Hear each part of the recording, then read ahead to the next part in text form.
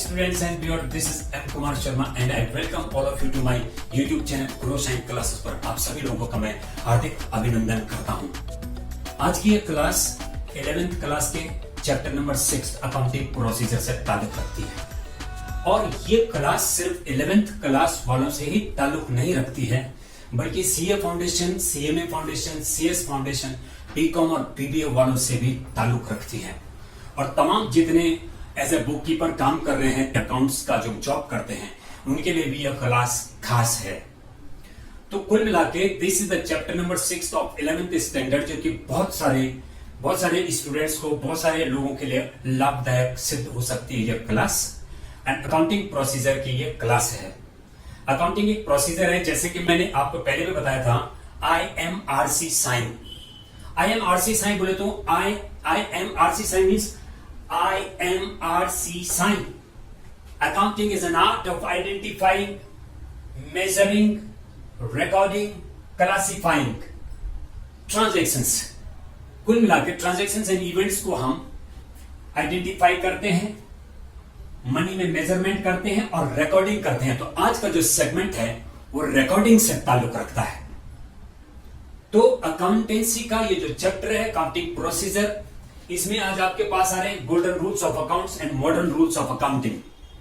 और ये अकाउंट्स का जो है स्पाइनल कॉर्ड है, रीढ़ की हड्डी का काम करेगा पूरे करियर में। अगर ये रूल्स रेगुलेशंस, जितने भी रूल्स हैं, चाहे गोल्डन रूल्स है, चाहे वो मॉडर्न रूल्स ऑफ अकाउंटिंग है, अगर ये स्टूडेंट के क्लियर नहीं है तो भूल जाओ, किसी भी प्रकार का कोई सक्सेस नहीं मिलने वाला है। और अकाउंटिंग की जो यात्रा है बहुत ज्यादा टफ हो जाएगी।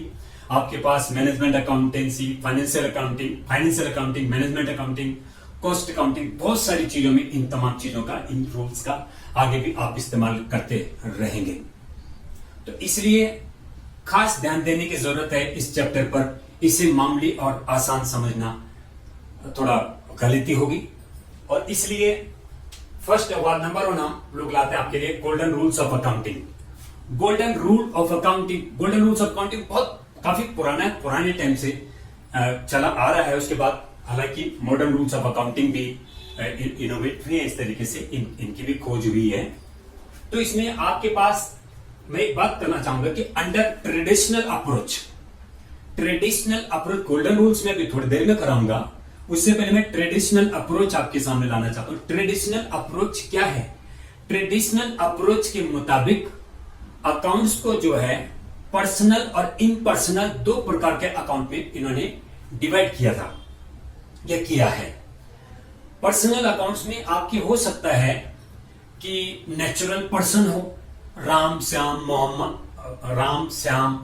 Mohammad, Gurpreet, something like that, ये आपके नेचुरल पर्सन हो गए। तो नेचुरल पर्सनल अकाउंट अगर हम बोलेंगे तो ऐसे होगा, राम अकाउंट, श्याम अकाउंट करके।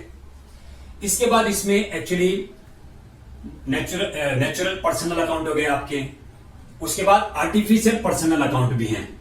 आर्टिफिशियल पर्सनल अकाउंट मींस जो किसी व्यक्ति से ताल्लुक नहीं रखते हैं, ये किसी कंपनी के हो सकते हैं। आर्टिफिशियल मतलब जिनका नाम कानून के द्वारा बना है, जो नेचुरल नहीं है।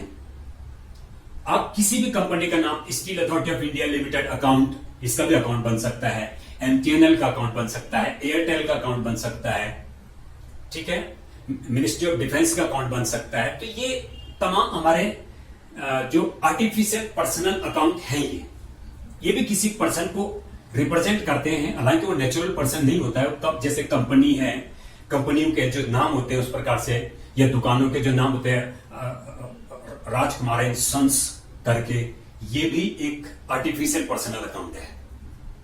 इसके बाद हो सकते हैं आपके पास, उसके बाद तीसरे नंबर पे जो कि रिप्रेजेंटेटिव पर्सनल अकाउंट आते हैं। रिप्रेजेंटेटिव पर्सनल अकाउंट में कहने का मतलब यह है कि आपके पास अगर सपोज कर लो 150 एम्प्लॉइज हैं, 150 कर्मचारी आपके यहां काम करते हैं और 150 कर्मचारियों की अगर बाय द वे कुछ कर्मचारियों की सैलरी अगर आउटस्टैंडिंग रह जाएगी, तो क्या हम इतने सारे अकाउंट खोलेंगे? 150 अकाउंट खोलते 150 अकाउंट बनाते तो फिर ये बहुत ज्यादा लेबरियस काम हो जाएगा। इसलिए उन तमाम सब लोगों को रिप्रेजेंटेटिव पर्सनल अकाउंट में हम लोग डील करते हैं। रिप्रेजेंटेटिव पर्सनल अकाउंट में तो सबको पेश करते हैं एक ही बार में, जैसे सैलरी आउटस्टैंडिंग अकाउंट या आउटस्टैंडिंग सैलरी अकाउंट, सबका नाम उसमें आ जाएगा।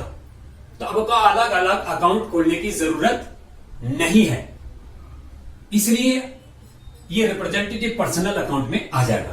तो ये पढ़े आपने करीब हमने बात करी है, नेचुरल पर्सनल अकाउंट होता है, आर्टिफिशियल पर्सनल अकाउंट होता है और रिप्रेजेंटेटिव पर्सनल अकाउंट होता है। ये बात हुई पर्सनल अकाउंट की। अब बात करते हैं जिसमें इम्पर्सनल अकाउंट है।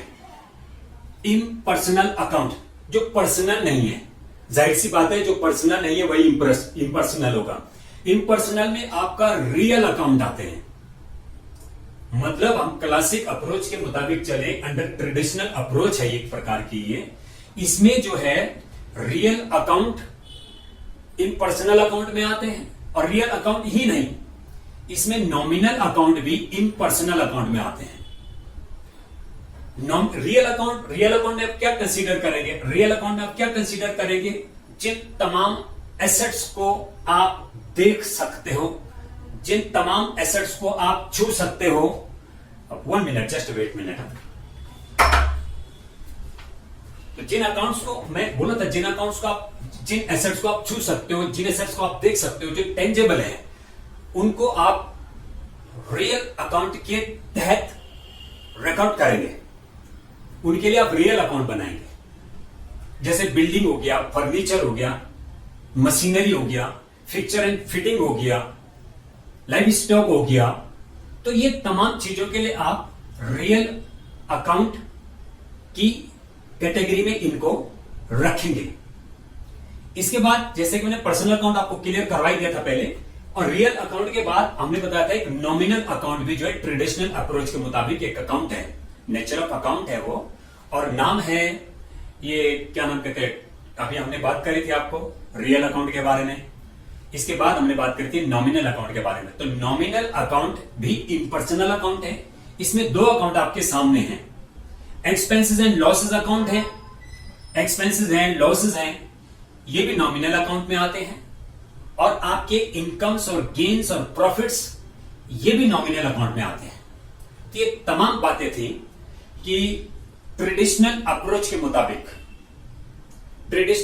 के मुताबिक अकाउंट्स को कितने टाइप्स के वो अकाउंट्स होते हैं। तो आपको हमने बता दिया, वो इम्पर्सनल अकाउंट होते हैं, पर्सनल अकाउंट होते हैं।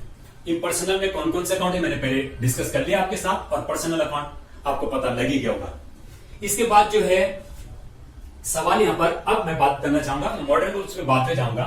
पहले हम बात करते हैं आज आपके सामने गोल्डन रूल्स की। गोल्डन रूल ऑफ अकाउंट क्या है? पहली बात तो अकाउंट क्या है? तो अकाउंट हम कंसीडर कर सकते हैं कि टेबुलर फॉर्म में स्टेटमेंट, इस टी शेप में स्टेटमेंट है, this is account. T shape में एक अकाउंट हो गया, ये किसी भी चीज का अकाउंट हो सकता है। इसमें दो पोल हैं, लेफ्ट हैंड साइड में आप डेबिट लिखिएगा और राइट हैंड साइड में आप क्रेडिट लिखिएगा। इस divided into two segment, two parts. On the left hand side is the debit segment and on the right hand side it is credit segment. तो ये इस प्रकार से आपको अकाउंट का एक फॉर्म मैंने आपको बताया। It's just like this is sketch of actually account, actually debit and credit. पर सवाल इस बात का है कि किसी भी अकाउंट को डेबिट कैसे किया जाता है, किसी भी अकाउंट को क्रेडिट कब करना है, कब किसी अकाउंट को डेबिट करना है, ये तमाम चीजें डिपेंड करती हैं हमारे गोल्डन रूल्स पे। और गोल्डन रूल्स में ही बाद में आप पढ़ेंगे मॉडर्न रूल्स ऑफ अकाउंटिंग है, उन पे भी डिपेंड करता है।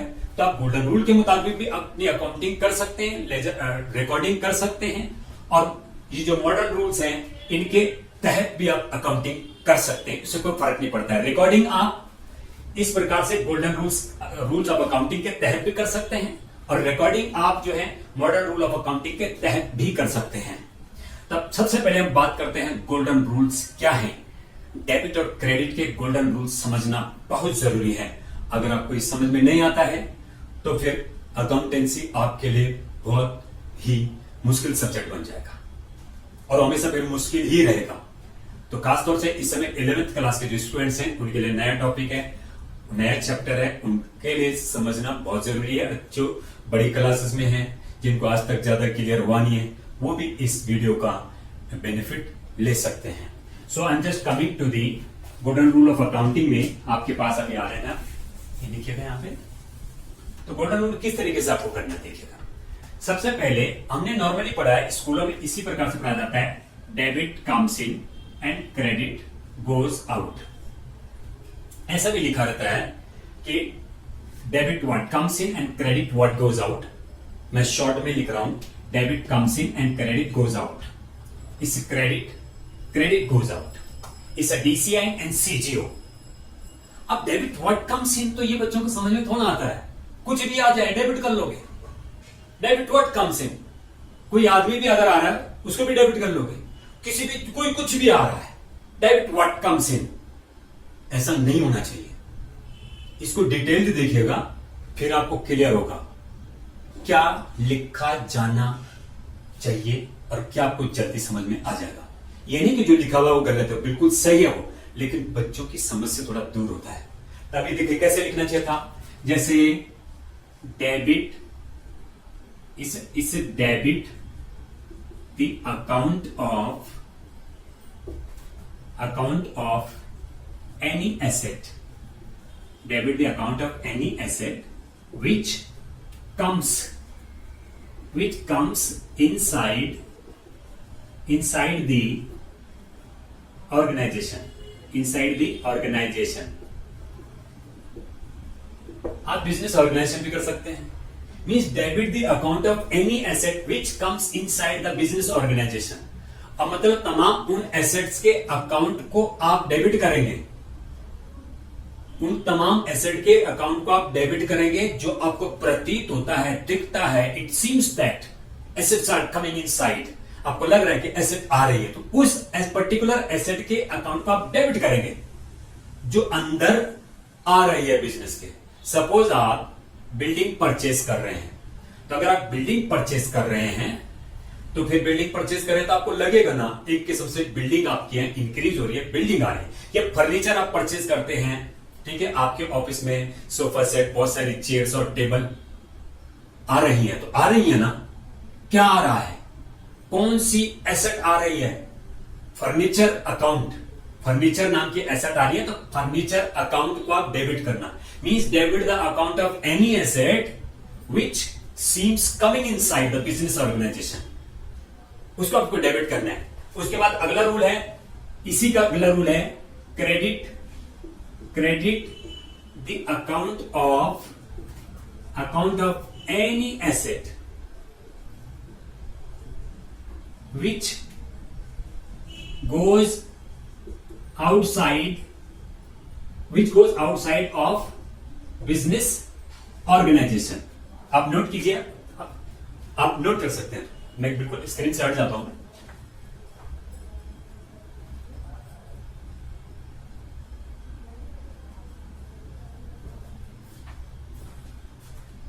ठीक है, इस प्रकार से debit the account of any asset which comes inside the business organisation, ये हो गया आपका DCI, डेबिट व्हाट कम्स, जिसको आप बोलते हो debit what comes in, debit what comes in जिसको आप बोलते हैं, and credit the account of any asset which goes outside of the business organisation, that means credit what goes out.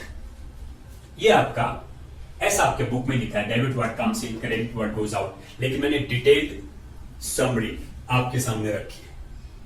ये हो गया। उसके बाद ये रूल है आपका first golden rule, debit what comes in and credit what goes out, ये आपके सामने है।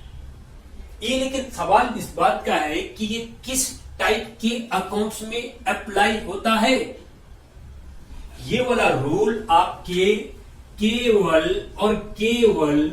रियल अकाउंट में अप्लाई होगा, applicable only for real account. Building machinery, plant and machinery, furniture, fixture, stock, इन तमाम चीजों के लिए अप्लाई होगा। ये लिव स्टॉक जो भी है इनके लिए अप्लाई होगा। I hope that you might have noted the rule number 1 and the next rule is coming to you. Golden rule की बात कर रहा हूं बच्चों में। गोल्डन रूल नंबर ये डी से debit comes in, credit goes out हो गया। और एक रूल आपने पढ़ा होगा, receiver is debited and giver is credited. Receiver is debited and giver is credited. ये जैसे बुक्स में लिखा हुआ है, debit the receiver and credit the giver, वही चीज है वो। रिसीवर को डेबिट किया जाता है, गिवर को क्रेडिट किया जाता है। Receiver the debited, giver is the credited. यहां पर भी ये बच्चों की समझ से थोड़ा दूर है। अभी हमने कुछ देर पहले बोला था क्रेडिट व्हाट गोज आउट।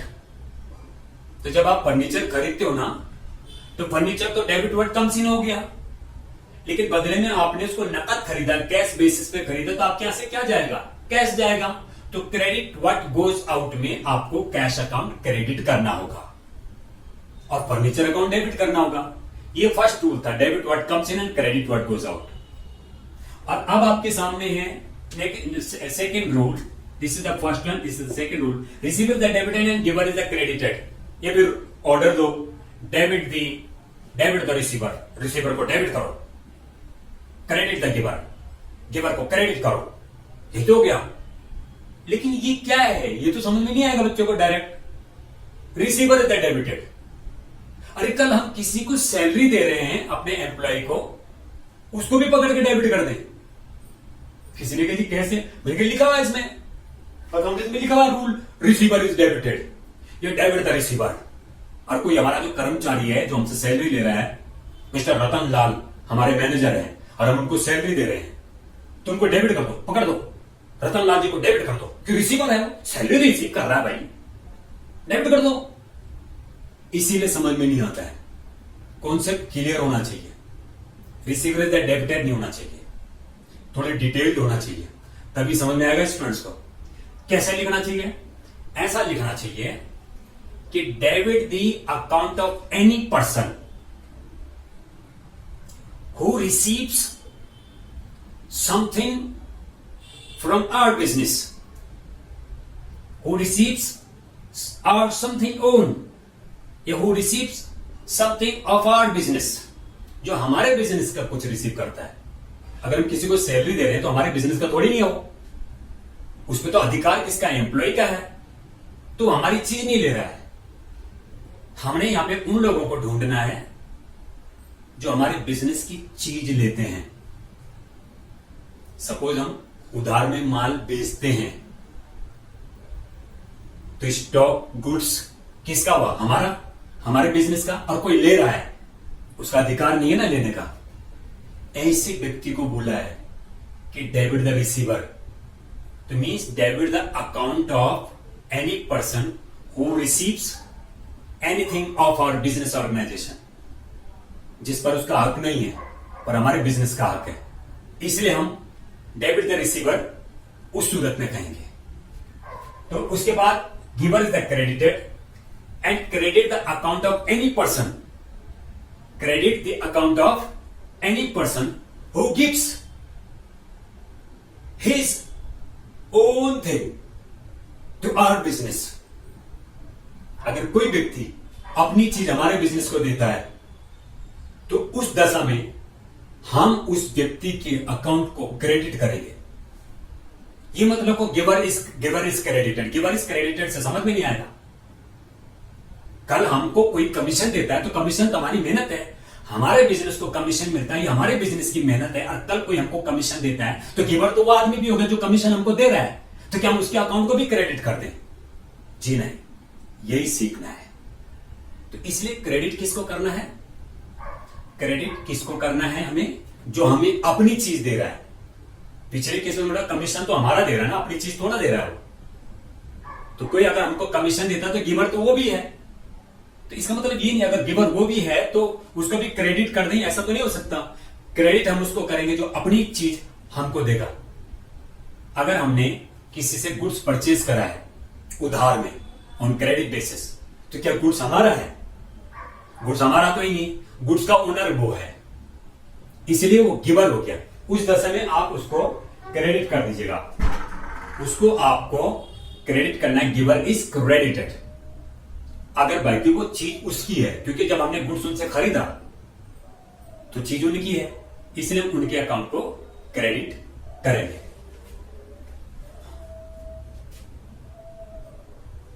सो आप नोट करना चाहते हो, नोट कर सकते हो। Debit the account of any person who gives his own things to our business। इसे आप नोट कीजिए।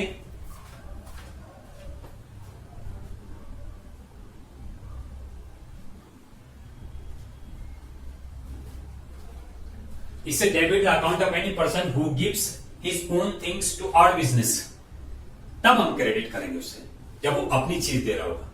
और अगर वो हमको हमारा हक दे रहा है तो फिर हम क्यों क्रेडिट करेंगे? अगर वो रेंट दे रहा है, सपोज हमारे बिजनेस। सो एक बार दोबारा देख लीजिएगा। डेबिट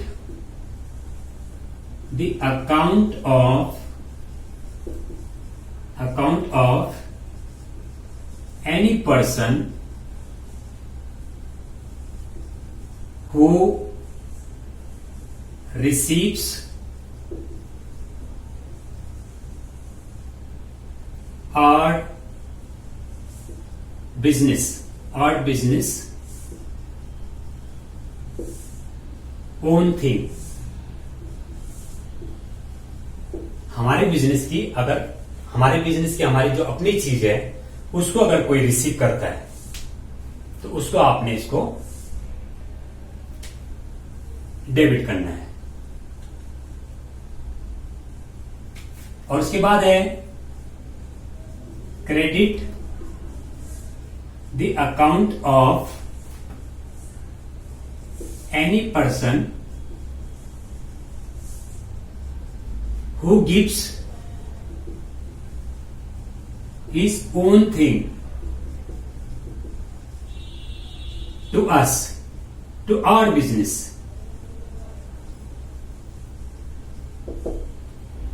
अब से नोट कर लीजिए।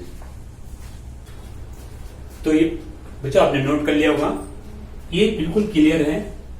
और ये जो रूल है, this is applicable to only personal account, चाहे वो आर्टिफिशियल पर्सन हो, चाहे वो रिप्रेजेंटेटिव पर्सन हो, चाहे वो नेचुरल पर्सन हो, सारे अकाउंट में ये रूल लगेगा। But rule is applicable to only personal accounts. You might have noted, I think, so I'm just going to erase it।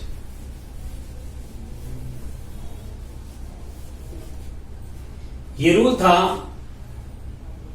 Debit the receiver and credit the giver. इसके बाद आखिरी golden rule है, rule number 3। Rule number 3 is all losses expenses debited, ALED, all losses and expenses debited, and all gains, profits, income credited। ये rule number 3 है। ये rule number 3 है। all losses expenses are debited and all income gain profits are credited। तो कोई भी ऐसा account जो pretend करता है, एक्सपेंस के लिए स्टैंड करता है, उसको आपने डेबिट करना है। इलेक्ट्रिसिटी बिल हो, आपकी कंपनी की सैलरी हो, प्रिंटिंग स्टेशनरी का खर्चा हो, रेंट आपने पे करना हो, वो आपका खर्चा है। कोई भी खर्चा, डेप्रिसिएशन आपका खर्चा है, loss on sale of machinery आपका लॉस है, गुड्स लॉस्ट बाय फायर आपका लॉस है। ये तमाम अकाउंट आपको डेबिट करने हैं जो भी खर्चों के लिए रिप्रेजेंट होते हैं। तो रूल क्या हो गया? All losses expenses accounts are debited. all losses and expenses are debited and all gains, profits, all gains, profits, income, etc. are credited. आप इसे नोट कीजिए. I just continue. तो all loss and expenses are debited and all gains, profits, income are credited. इस तरीके से लिखा हुआ है. आप ऐसे भी अगर ज्यादा समझना है इस चीज को ताकि आपको समझ में आ जाए तो आप इसको ऐसे भी लिख सकते हो. देखो कि debit the account which stands for expense and losses, which stands for or upon which represent जो रिप्रेजेंट करता है एक्सपेंस को, लॉस को, उन्हें आप डेबिट कीजिएगा. इसी प्रकार credit the account which represents or stands for incomes, gains, profits, etc. आप ऐसे भी कर सकते हैं. तो ये इससे थोड़ा आसान हो जाएगा. और याद रखना, all loss and expenses are debited, all gains, profits, income are credited. ये रूल लगता है सिर्फ नॉमिनल अकाउंट्स के लिए. नॉमिनल अकाउंट्स में, केवल नॉमिनल अकाउंट्स में. नॉमिनल अकाउंट्स क्या होते हैं आप समझ सकते हो. जैसे आप लिख सकते हो rent, salary, repair, etcetera.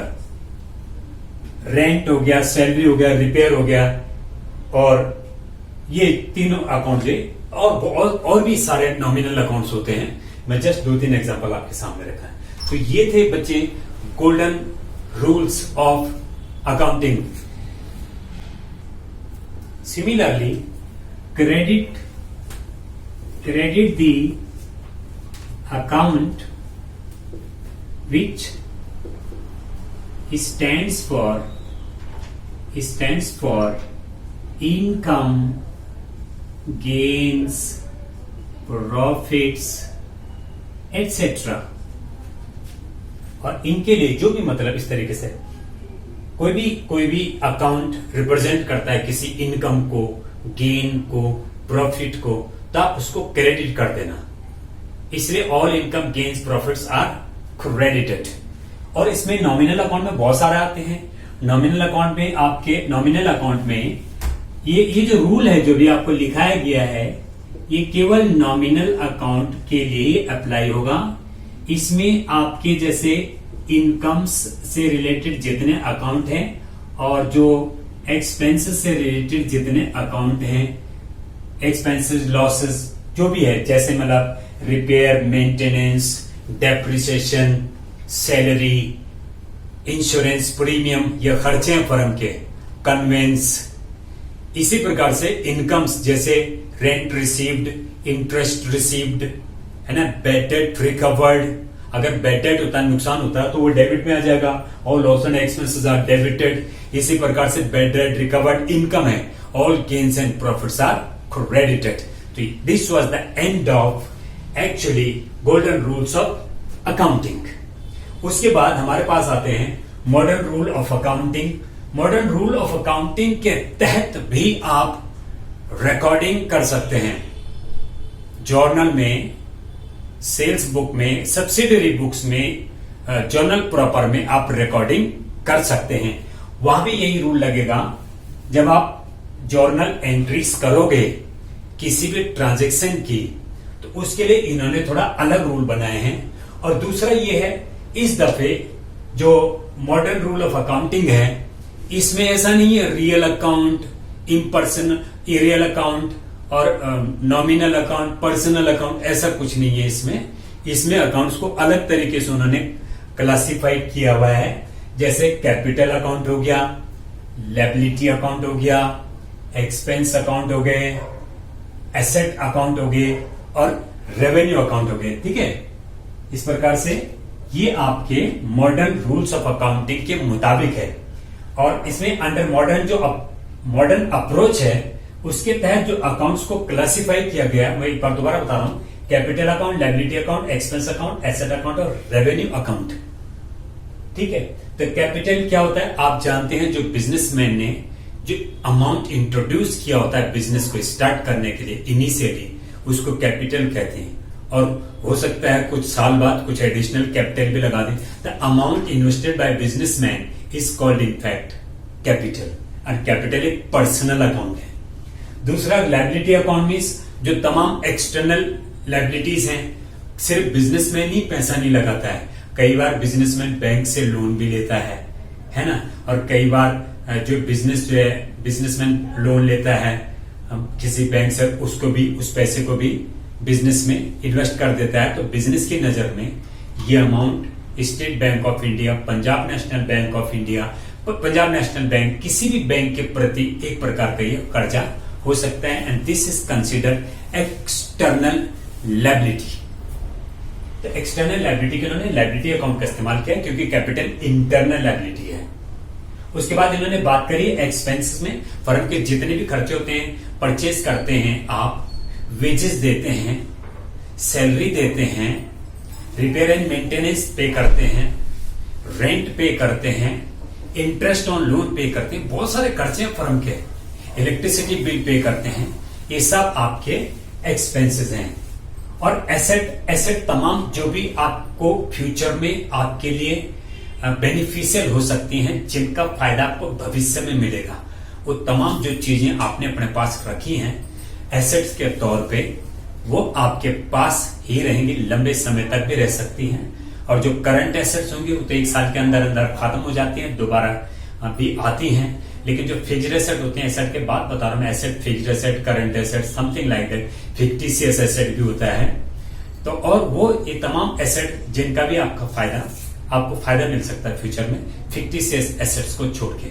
Fictitious assets यहाँ पर ऐसे नहीं है। और रेवेन्यू अकाउंट मीन्स आपका जो भी गेन्स, प्रॉफिट्स जो भी आपकी फर्म को होते हैं, जैसे सेल्स हो गया वो आपका रेवेन्यू में आ गया, रेंट रिसीव्ड हो गया, कोई भी इनकम रिसीव्ड हो गई, और इंटरेस्ट रिसीव्ड हो गया, ये तमाम आपके रेवेन्यू अकाउंट में आएंगे। तो इसका मतलब कुल मिला के अंडर मॉडर्न अप्रोच इन्होंने अकाउंट्स को जो है 1, 2, 3, 4, 5 सेगमेंट में क्लासिफाई किया है। अब रूल की बात करते हैं। इनके रूल थोड़ा अलग हैं डेबिट क्रेडिट के। कैसे? कि कहते हैं जी ऐसा करो, AI asset is debited if created. आईडिक एक रूल है, आप एसेट को डेबिट करें अगर आपको लगता है कि आपके यहां एसेट क्रिएट हो रही है या आपके यहां एसेट इंक्रीज हो रही है। हम asset is debited if created, या फिर आप इसमें इफ इंक्रीज्ड या फिर क्रिएटेड कर दो। इसी प्रकार asset is credited if credited, asset is credited if decrease कर दो, आइसिड करके, asset is credited if decrease.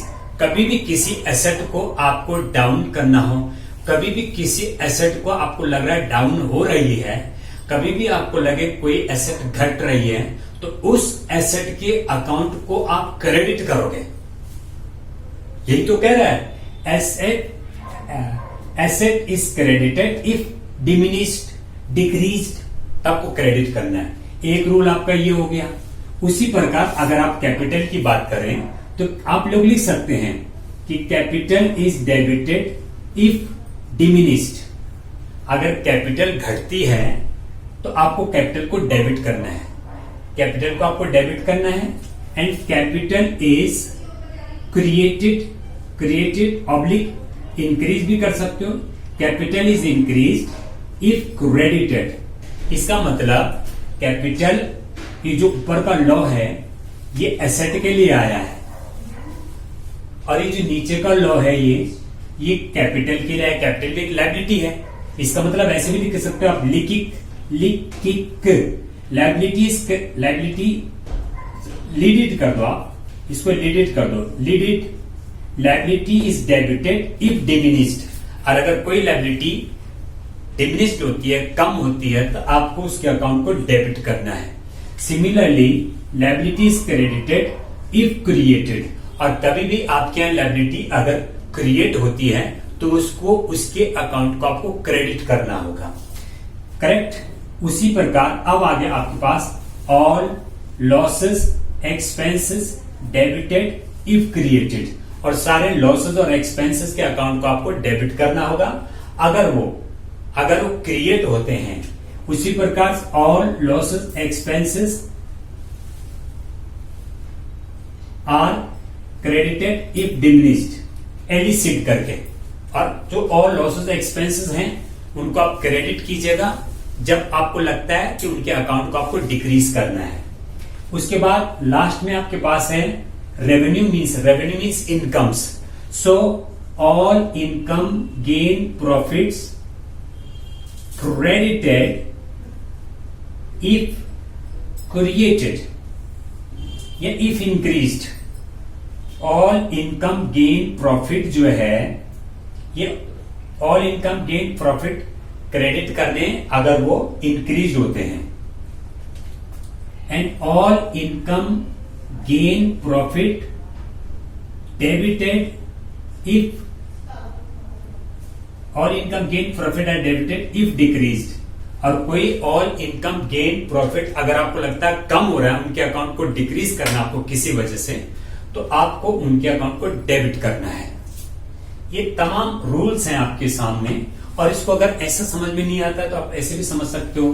देखो इसको मैं हटा रहा हूं, आप ऐसे भी समझ सकते हो। यहाँ पे जैसे एसेट अकाउंट है, कोई सा भी एसेट अकाउंट ले लो, एसेट अकाउंट है। हो सकता है ये सपोज कर लो कैश अकाउंट है, तो कैश भी एसेट ही होता है, कैश अकाउंट है ये। तो याद रखना एसेट डेबिट करने पर बढ़ेगी और क्रेडिट करने पर घटेगी। ये एसेट की बात है। इसी प्रकार हम बात करते हैं कैपिटल की, कैपिटल अकाउंट की। तो कैपिटल अगर आप क्रेडिट करोगे तो क्रेडिट साइड से कैपिटल बढ़ेगी, और जब जब आपको कैपिटल को घटाना होगा तो उस समय आप कैपिटल को डेबिट कर देना। और इसके बाद है लायबिलिटी अकाउंट।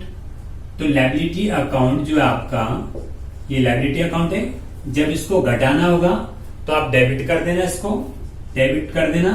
और जब आपको इसको बढ़ाना होगा तो आप क्रेडिट कर देना, क्योंकि ये भी कैपिटल के ही नेचर का हो गया एक किस्म से। कैपिटल इंटरनल लायबिलिटी है और लायबिलिटी जो लिखा है एक्सटर्नल लायबिलिटी है।